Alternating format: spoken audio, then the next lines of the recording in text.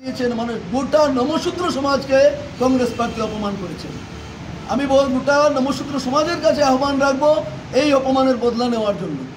এবং অর্চনা সরকার মহোদয় ওনার বক্তব্যে বলেছেন যে আগামীকাল যেহেতু ভোট, উনি সম্মানিত ভোটদাতা জনসাধারণের কাছে আবেদন রেখেছেন যে গণতান্ত্রিক পদ্ধতিতে সবাই ঘর থেকে বেরিয়ে যেন ওনাদের গণতান্ত্রিক অধিকার প্রয়োগ করেন এবং ব্যালটের মাধ্যমে সেগুলোর যেন জবাব দেন।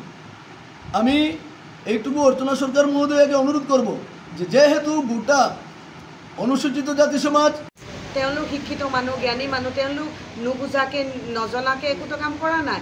আৰু মোৰ কাৰণে মোৰ দলটো কোনোবাই কথা কৈ আছে, এইটো কাৰণে মোৰ বেয়া লাগিছে। যদি আপোনাৰ কাষ্ট চাৰ্টিফিকেটটো ডুপ্লিকেট আছিলে, যেতিয়া স্কুটিনি হৈছিলে সিহঁতে কিয় তেতিয়া অবজেকশ্যন কৰা নাছিলে? মোৰ সেইটোৱে কথা, মই সেইটোৱে ক'ব বিচাৰিছিলোঁ। এটা টাইম থাকে, আমি নমিনেশ্যন দিয়াৰ পাছত এটা অবজেকশ্যনৰ ডেট থাকে, অবজেকশ্যন দেন স্কুটিনি।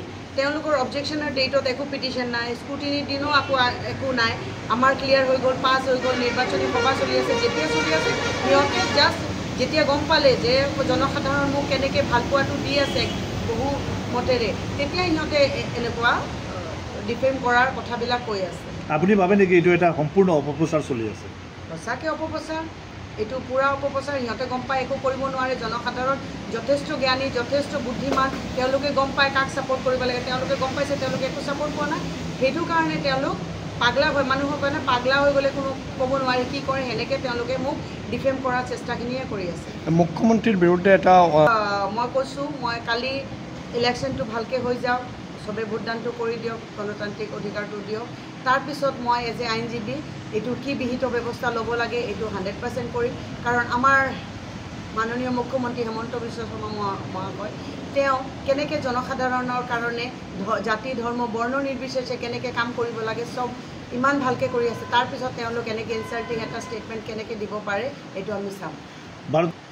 এইটো অকল দলিত সমাজ নকওঁ মই, গোটেই সমাজৰ। কাৰণ আজিৰ ডেটত আমি দলিত বুলি কোনো নাই। আমাৰ মাননীয় প্ৰধানমন্ত্ৰী নৰেন্দ্ৰ মোদী মহাশয় সদায় কৈ আছে আমাৰ কোনো কাষ্ট নাই, একো নাই, আমি চব ভাৰতীয়, চব আমি সনাতনী। ইয়াত OBC নাই, SC নাই, একো নাই। ইয়াতে আজিকালি আমাৰ কাৰ লগত কাৰ বিয়া হ'ব এনেকুৱা নহয়, এইটো কাষ্টৰ এইটোৰ লগতে বিয়া হ'ব লাগিব। বিয়া পতাটো সামাজিকভাৱে বিয়াটো হৈ আছে, এইটো আমি সনাতনীৰ লগত, হিন্দুৱে হিন্দুৰ লগত বিয়া পাতিছোঁ। ক'ত SC, ক'ত OBC, ক'ত জেনাৰেল এইবিলাক কৰি আছে, মানে ইহঁতৰ গোটেই সমাজটোক ডিপেণ্ড কৰি আছে। কিয়ৰ কাৰণে দলৰ পৰা বাগৰি গ'ল?